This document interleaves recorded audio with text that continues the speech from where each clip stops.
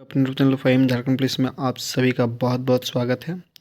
आज फिर साइंस का महत्वपूर्ण प्रश्न को आज पढ़ेंगे। तो दोस्तों वीडियो को बिल्कुल स्किप ना करें, वीडियो का अंत तक ज़रूर देखें।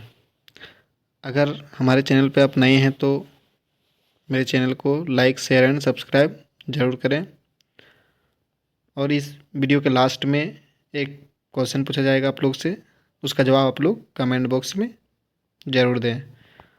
साथ ही इस वीडियो में जो भी क्वेश्चन है, इस क्वेश्चन में आप कितना सही कर पा रहे हैं, इसका जवाब आप कमेंट बॉक्स में लिखेंगे कितना आप सही कर पाएँ। तो चलिए दोस्तों, बिल्कुल देरी नहीं करते हैं और आज का वीडियो को स्टार्ट करते हैं। तो पहला क्वेश्चन है, तत्वों का सबसे पहले वर्गीकरण किसने किया था? तो सबसे पहले तत्वों का वर्गीकरण डॉबरेनियर ने किया था। नेक्स्ट क्वेश्चन है, तत्वों के वर्गीकरण के संबंध में त्रिक का नियम का प्रतिपादन किसने किया था? तो त्रिक का नियम का प्रतिपादन डॉबरेनियर ने किया था। त्रिक का नियम, तो त्रिक का नियम क्या है दोस्तों, आइए जानते हैं। त्रिक का नियम यह है कि तत्वों का परमाणु भार के क्रम में त्रिक का नियम लिखा जाता है। और इसमें साथ ही देखा जाता है कि त्रिक का नियम में 3 तत्व हैं। 3 तत्वों में तीनों को परमाणु भार के यानी परमाणु द्रव्यमान के बढ़ते क्रम में लिखा जाता है।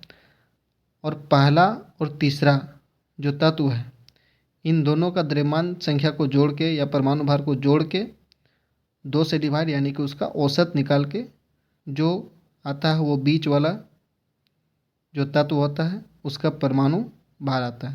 त्रिक का नियम हम ऐसे समझ सकते हैं दोस्तों, सबसे पहले अगर हम परमाणु भार के अनुसार या परमाणु द्रव्यमान के आधार पर अगर लिखेंगे तो पहले लिथियम को ले लेंगे Li, फिर सोडियम को ले लेंगे, फिर पोटेशियम को ले लेंगे।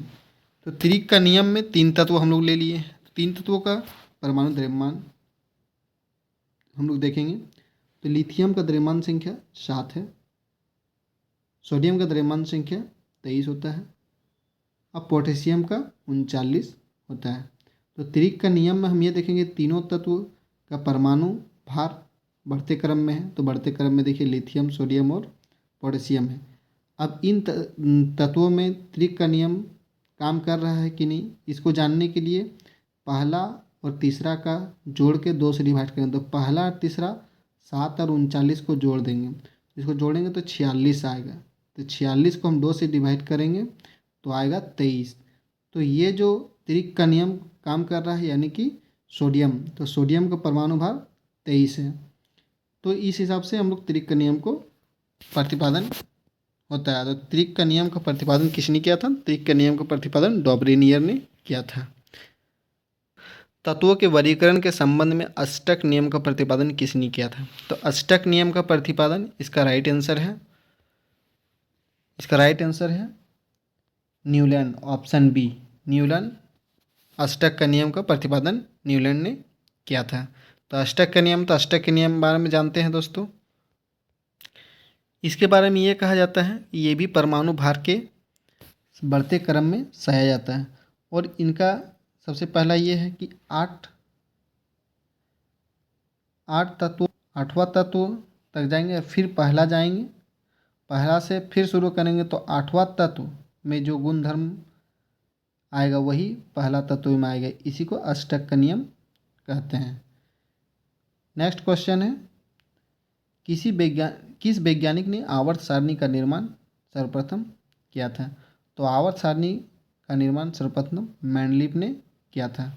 मेंडलीफ ने 1869 में 70 ईस्वी को आवर्त सारणी की खोज की थी। ये क्वेश्चन पूछता है बराबर। नेक्स्ट क्वेश्चन है, आधुनिक आवर्त सारणी का प्रतिपादन किसने किया था? तो आधुनिक आवर्त सारणी का प्रतिपादन, इसका राइट आंसर हो जाएगा मोसले। मोसले ने आधुनिक आवर्त सारणी नियम का प्रतिपादन किया था। 1913 ईस्वी में मोसले ने आधुनिक आवर्त सारणी का प्रतिपादन किया। ये क्वेश्चन पूछता है। नेक्स्ट क्वेश्चन, मेंडलीव के आवर्त सारणी में तत्वों के वर्गीकरण का आधार क्या है? तो मेंडलीव ने जो 1869 ईस्वी में आवर्त सारणी की खोज की थी, उसमें मेंडलीव ने तत्वों का जो आधार क्या था वो परमाणु द्रव्यमान के आधार पर, यानी कि परमाणु भार के आधार पर किया था, बढ़ते क्रम में। परमाणु भार जैसे जैसे बढ़ रहा है या उस हिसाब से मेंडलीव ने अपना आवर्त सारणी प्रस्तुत किया था। नेक्स्ट क्वेश्चन है, आधुनिक आवर्त सारणी में तत्वों के वर्गीकरण का आधार क्या था? आधुनिक आवर्त सारणी, इसका मतलब जो मोसले ने 1913 ईस्वी में आधुनिक आवर्त सारणी का वर्गीकरण किया था, उसमें इसका आधार क्या था? तो आधुनिक आवर्त सारणी में तत्वों के वर्गीकरण का आधार ऑप्शन नंबर डी, परमाणु संख्या था। परमाणु संख्या, बढ़ते हुए परमाणु संख्या के आधार पर आधुनिक आवर्त सारणी जो अभी तक चल रहा है वही है। नेक्स्ट क्वेश्चन है, आधुनिक आवर्त सारणी में वर्गों की कुल संख्या कितनी है? तो आधुनिक आवर्त सारणी में वर्गों की कुल संख्या ऑप्शन नंबर सी 18 है। वर्ग जो इस तरह से जाएंगे, इसको हम क्या बोल सकते हैं? इंग्लिश में जैसे पूछा जाता है तो इसको हम हॉरिजॉन्टल बोलेंगे, जो पड़ा हुआ है। अब वर्टिकल हम किसको बोलेंगे? जो खड़ा हुआ है। तो वर्टिकल। नेक्स्ट आगे क्वेश्चन होगा, आगे चलते हैं। तो आधुनिक आवर्त सारणी में वर्गों की कुल संख्या, ये इंपॉर्टेंट क्वेश्चन है, बहुत बार पूछा जाए क्वेश्चन है, वीवीआई क्वेश्चन, इसको आप लोग ज़रूर कर लें। ये क्वेश्चन हमेशा पूछा जाता है जितने भी कॉम्पिटिटिव एग्जाम है। नेक्स्ट क्वेश्चन है, आधुनिक आवर्त सारणी में आवर्तों की कुल संख्या कितनी है?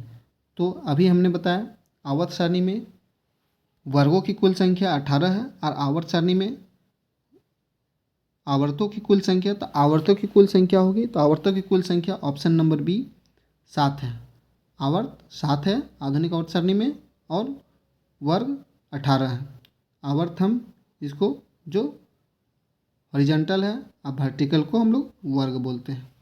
नेक्स्ट क्वेश्चन है, आधुनिक आवर्त सारणी में तत्वों को व्यवस्थित किया गया है। तो अभी हम लोगों ने क्वेश्चन पढ़ा कि आधुनिक आवर्त सारणी किस आधार पे रखा गया है, तो व्यवस्थित किया गया है, इसमें पूछा गया क्वेश्चन घुमा के। तो इसका राइट आंसर होगा बढ़ते हुए परमाणु संख्या के आधार पर, अभी हमने कुछ देर पहले बताया। नेक्स्ट क्वेश्चन है, किस वर्ग के तत्वों को सिक्का धातु कहा जाता है? तो किस वर्ग के तत्वों को सिक्का धातु कहा जाता है? तो इसका राइट आंसर हो जाएगा ऑप्शन नंबर बी, वर्ग 11। वर्ग 11 को सिक्का धातु कहा जाता है। नेक्स्ट क्वेश्चन है, शून्य समूह में रखे गए तत्व किस नाम से जाने जाते हैं? तो शून्य समूह में रखे गए तत्व ये निष्क्रिय तत्व के, ऑप्शन नंबर डी, निष्क्रिय तत्व के, जिसको निष्क्रिय तत्व में जो आते हैं, जिसका परमाणु कक्षा में, परमाणु के बाह्यतम कक्षा में 8 इलेक्ट्रॉन होते हैं, उसे निष्क्रिय गैस कहते हैं। नेक्स्ट क्वेश्चन है,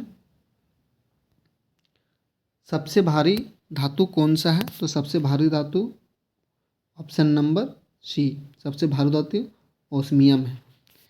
नेक्स्ट क्वेश्चन है, एंड इस वीडियो का लास्ट क्वेश्चन है, सबसे हल्की धातु कौन सी है? तो सबसे हल्की धातु लिथियम है। नेक्स्ट क्वेश्चन है, तो इस वीडियो का quiz of the day question है, इसका आंसर आप लोग कमेंट बॉक्स में देंगे। तो क्वेश्चन है, प्रत्येक आवर्त का अंतिम सदस्य क्या होता है? ऑप्शन ए है एक धातु, बी एक हेलोजन, सी एक उपधातु, डी एक निष्क्रिय गैस। तो दोस्तों इस क्वेश्चन का आप लोग जवाब कमेंट बॉक्स में ज़रूर दें।